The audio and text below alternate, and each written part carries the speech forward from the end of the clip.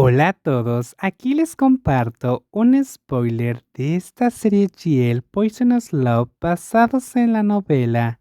No dudes en suscribirte para estar al pendiente de los nuevos spoilers que traigo para ti. No bebas antes de que llegue, solo espera. La doctora Princini solo pudo acceder a los repetidos recordatorios de su amiga, diciéndole que no era una niña. Desde la noche de la despedida de soltera, la doctora Tanju no la había dejado beber mucho, temiendo que se subiera al coche equivocado y desapareciera de nuevo como aquella noche. Guardó el teléfono en el bolso y decidió ir a la planta donde estaba la marca de ropa Carn. Quizás podía ir de compras mientras esperaba la hora de cenar, ya que hacía tiempo que no compraba.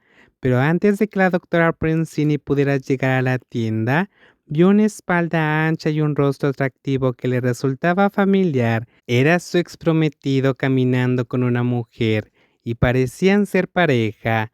Al verlos entrar en una tienda de ropa, la doctora Princini no dudó en seguirlos, pero mantuvo la distancia para que no se diera cuenta. Al ver el rostro de la mujer se dio la vuelta, reconociéndola de inmediato, la mujer que decía estar embarazada del hijo de su ex prometido. La doctora Princini no se dio cuenta de lo fuerte que apretaba su bolso. Verlos tan cerca la hicieron compadecerse de sí misma.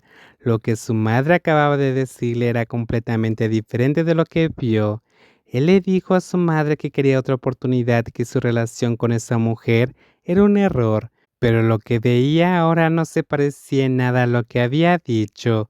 ¿Qué hombre tan mentiroso era? Si no lo hubiera visto hoy, no habría sabido que sus intentos de reconciliarse con él no lo hizo por amor genuino, como él afirmaba, porque si lo hubiera amado de verdad, jamás habría hecho esto. Qué bueno que lo vio con sus propios ojos.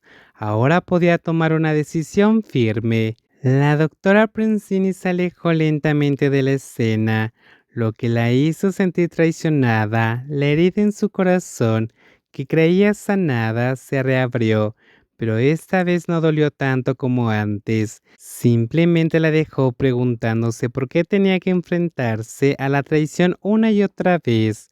Probablemente tuvo la suerte de ver la verdad con sus propios ojos. La verdad de que la supuesta relación equivocada que él mencionó era una mentira. El rostro triste y la mirada aturdida de la doctora Princini hicieron que la persona que la buscaba se detuviera en seco. Napa casi quiso correr hacia allí inmediatamente después de ver al médico, pero tuvo que esperar a que terminara con sus responsabilidades. Finalmente la encontró en ese piso, solo para sorprenderse por el aspecto angustiado de la doctora Princini. Napak comprendió entonces la razón, lo que le irritó igualmente.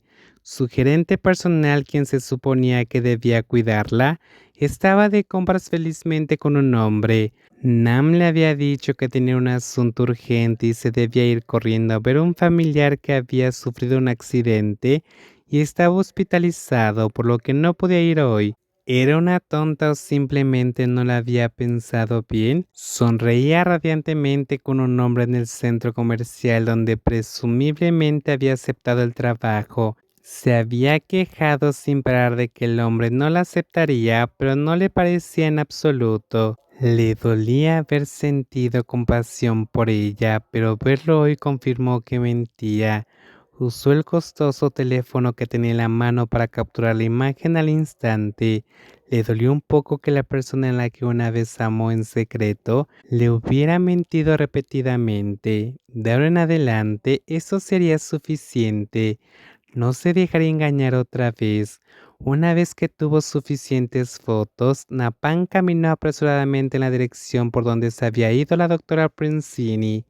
Dado el estado de la doctora, no debería estar sola. La doctora debía estar sufriendo más que ella al tener que ver esa escena, sobre todo porque el hombre era alguien con quien la doctora Princini casi se había casado. Napak se secó un poco de sudor de la cara mientras caminaba, medio corriendo, para alcanzar a la doctora, ignorando las miradas de los demás.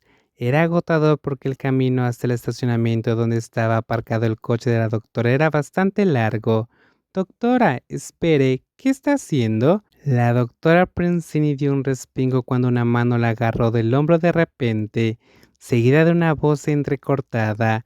Menos mal que no gritó ni tiró nada. No, no hablo en serio, estoy cansada.